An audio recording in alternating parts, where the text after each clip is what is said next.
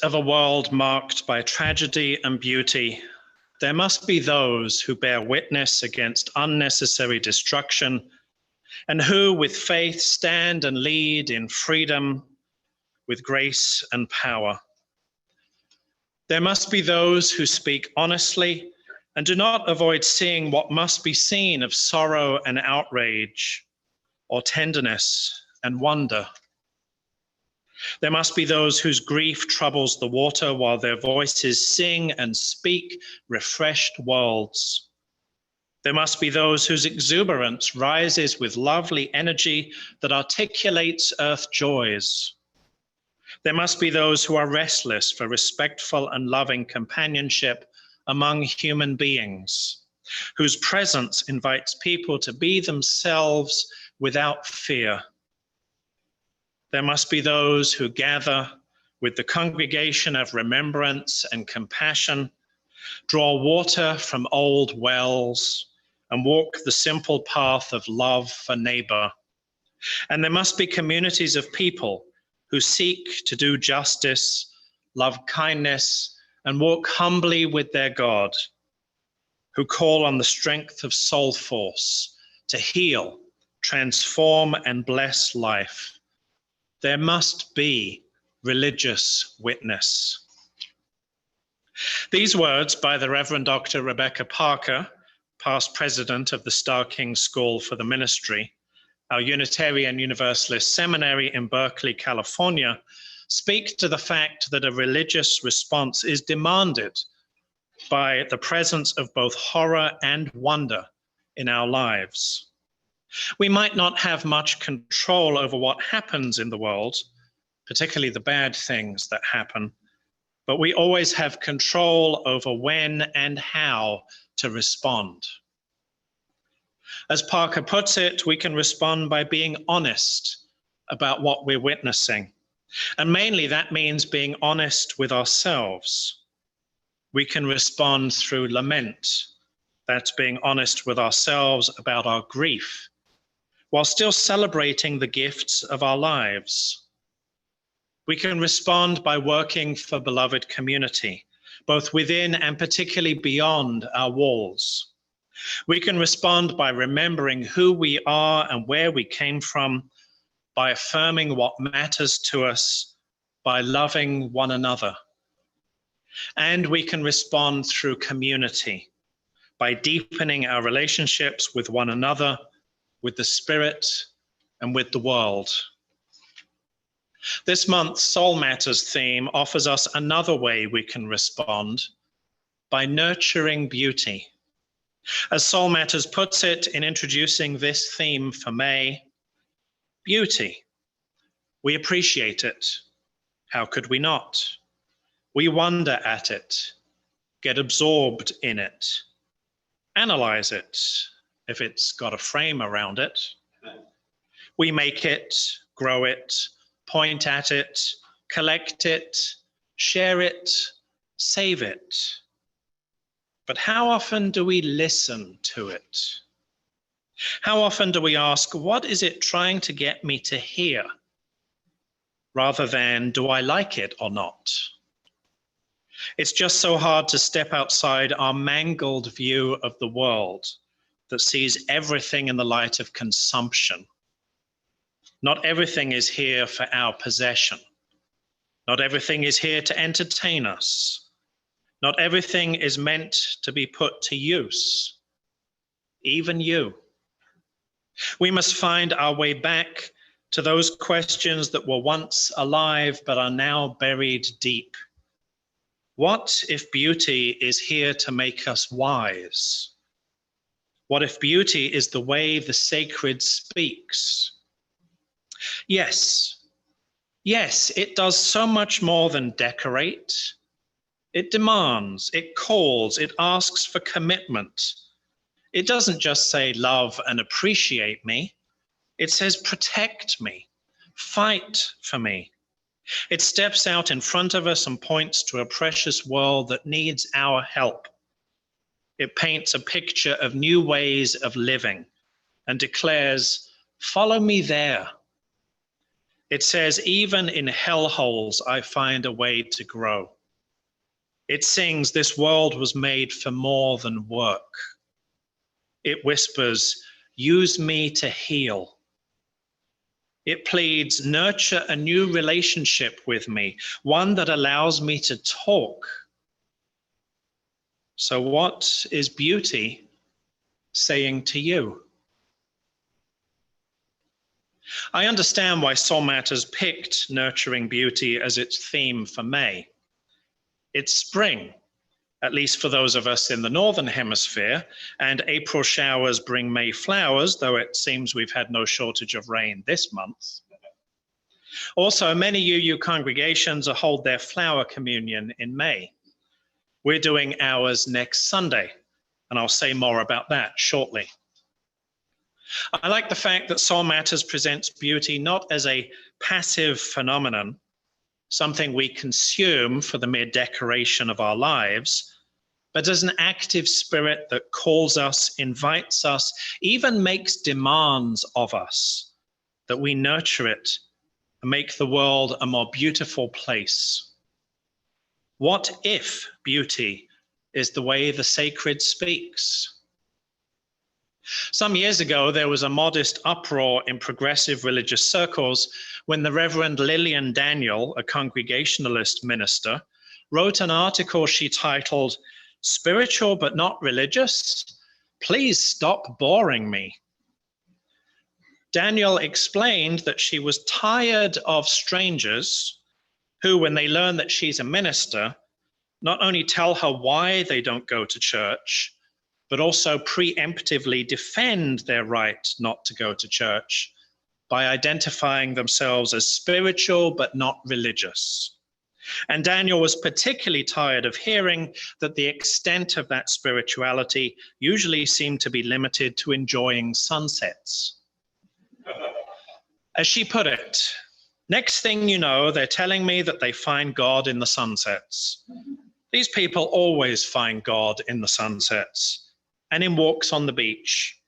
Sometimes I think these people never leave the beach or the mountains, what with all the communing with God they do on hilltops, hiking trails, and did I mention the beach at sunset yet? For all that Daniel clearly wrote her article in a fit of pique, even if she then went on to write a whole book on it, she does make some good points. For example, spirituality and religion are not mutually exclusive, but religion only exists in a community which provides us with the encouragement and support and challenge to deepen our individual spirituality. As Daniel put it, there is nothing challenging about having thoughts all by oneself. What is interesting is doing this work in community, where other people might call you on stuff, or heaven forbid, disagree with you. Where life with God gets rich and provocative is when you dig deeply into a tradition that you did not invent all for yourself. Or, as UU theologian James Luther Adams put it, in making the case that religious communities have a responsibility to engage in social issues, a purely spiritual religion is a purely spurious religion. Now, something that has nagged at me since first reading Daniel's article, though, is her apparent dismissal of the aesthetic dimension of spirituality. She briefly acknowledges that it does exist for church-going people too, before pointing out what religion offers in terms of music and story and tradition. But I have wondered if there is more to the relationship between aesthetics and spirituality than that. The first source of our living tradition, for example, names direct experience of that transcending mystery and wonder. That isn't an invitation for any of us to set up our own individual religion. I'm much more interested in hearing other people share their experiences than in creating the, let's call it the Church of Andrew, where all anyone talks about is my experience. But it is an invitation for us to open ourselves to aesthetic experiences, to beauty as a source of our spirituality. Beauty, by the way, isn't mentioned anywhere in our current principles and sources, which I think is a shame. I've sometimes reframed our first principle, the inherent worth and dignity of every person, as being about recognizing one another's beauty, the true beauty that comes from within. Maybe the Article 2 Study Commission will make beauty part of our new principles. Getting back to the first source, though, it doesn't end with direct experience of that transcending mystery and wonder. It also says, which moves us to a renewal of the spirit and an openness to the forces that create and uphold life. In other words, if we want to reframe our first source in terms of aesthetics, it's not just about experiencing beauty in a superficial way, the everyday sunsets are pretty sentiment that so irritates Lily and Daniel. Rather, it's about experiencing beauty in a way that deepens our understanding and expands our vision. It's about beauty that makes us grow in wonder.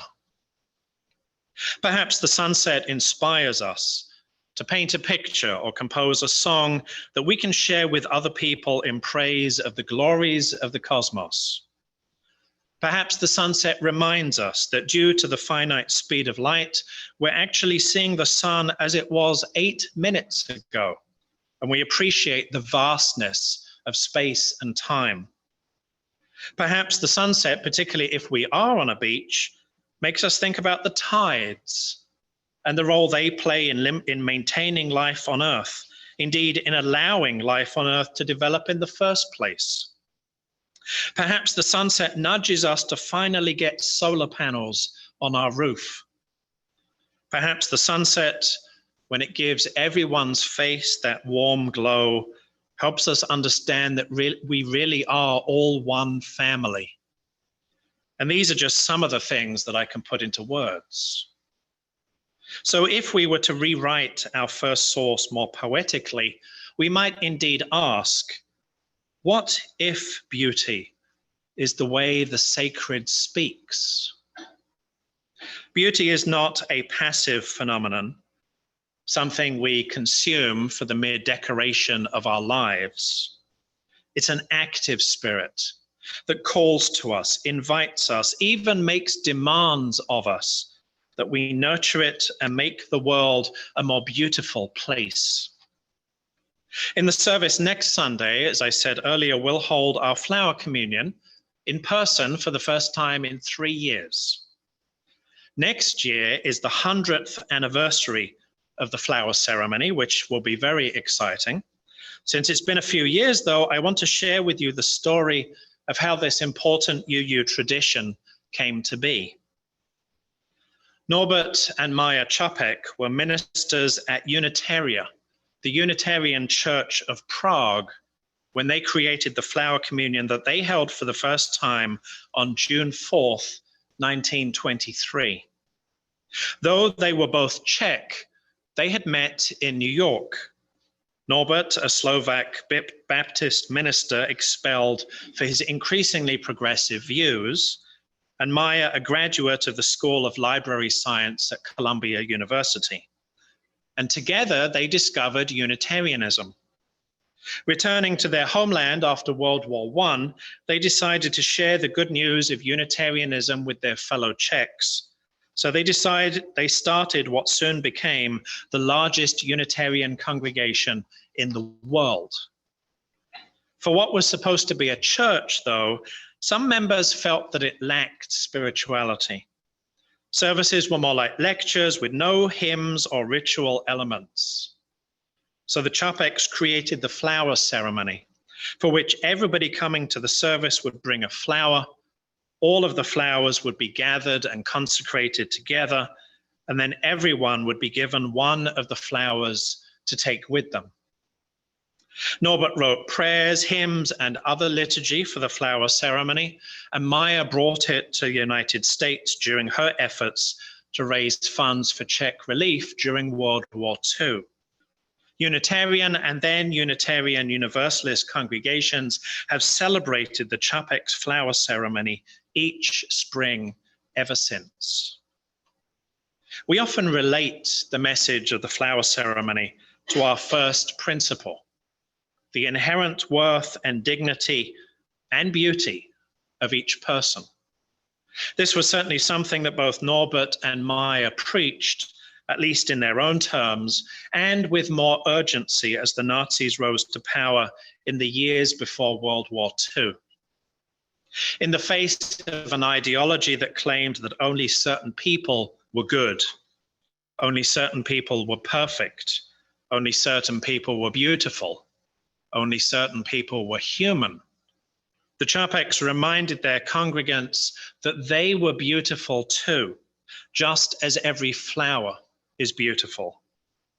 A thistle is not a rose, but that doesn't mean that one is beautiful and the other is not. The flower ceremony is one way that we UUs engage in nurturing beauty, reminding one another of the true beauty that lives within us and all around us. Next Sunday, we will have extra flowers on hand, of course, but still, please do remember to bring with you to the service one flower for yourself and for each person attending with you. In the midst of a world marked by tragedy and beauty, there must be those who nurture that beauty, who celebrate it, who fight for it and protect it, who listen to it, who use it to heal the world. And we don't need to go far to find it. It's in a flower. It's in a flame. It's within each of us. As Gwen Matthews of the First Universalist Church of Yarmouth, Maine puts it, feel that? Each breath, each inhale, exhale. We are living, breathing, connected. We are whole, complete, beautiful selves that we were born to be.